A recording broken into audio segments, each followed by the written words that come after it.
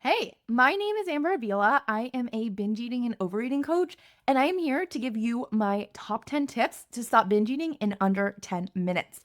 I am giving you these tips after years and years of struggling with food myself, obsessing over food, dealing with food noise, and not finding a way out until I learned how to view binge eating as a habit. So, without further ado, here are my top 10 tips.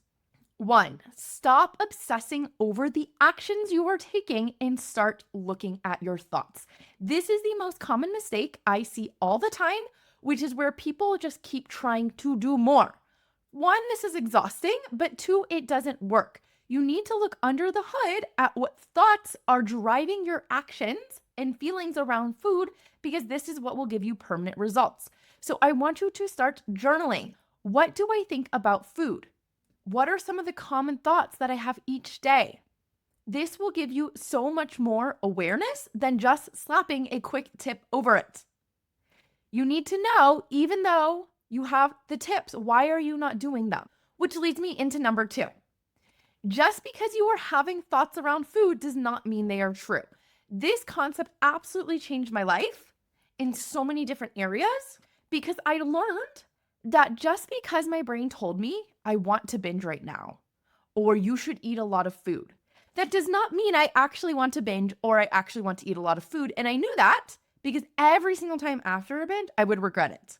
I would wish I hadn't done it. So whatever thoughts you were journaling out that you start to recognize, I want you to question them by asking yourself the question, is this true? Can I absolutely be sure this thought is true? And that will help you start to change your thoughts. 3, the food itself is not addictive. This one is controversial, I know it. And I am not here to debate the science about food and the biology of how it interacts with our body.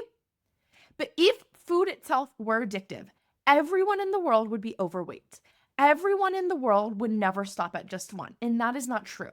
We see natural eaters, these people who have never dieted, who are naturally thin, they will have like half a piece of cake at a birthday party and forget about it. They will maintain their weight effortlessly without having to think about it, and will eat foods both processed and unprocessed. So we know it's not the food that's always the problem.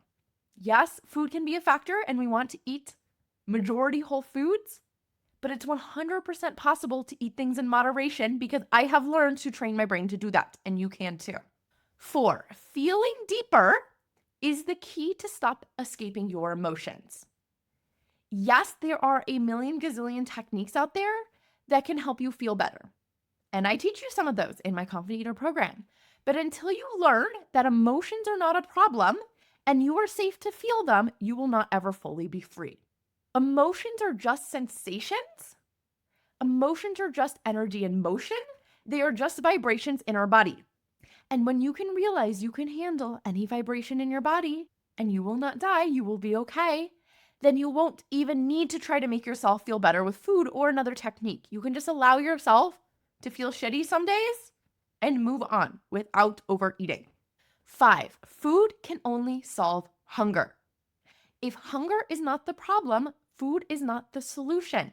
Hunger is our body's way of telling us that we need calories, and food is our source of calories. Yes, food can feel comforting. It can be a source of connection. It can have these other purposes. But if we're not hungry first, it cannot do those things for us. Food will not bring us joy if we are not hungry for it, because then we're overeating and that causes us pain. Which goes along with 6, stop telling yourself that binge eating is pleasurable, that you're getting a big hit of dopamine when you do it. Again, even it might be true that you're getting a hit of dopamine, it's not helpful. Because if you tell yourself, but binge eating feels so good, but I get pleasure from it, but I get joy from it, you're gonna want to do it. Those thoughts are what I call desire increasing thoughts, and they're going to make you desire binge eating.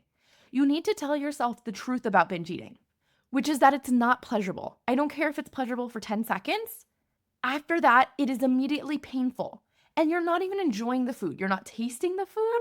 You're shoving it down so fast that you get to the end and you have gotten zero pleasure out of that food because you didn't even recognize what was happening. You were in a blur of a binge. And that's not pleasurable. That's not fun. So stop telling yourself otherwise.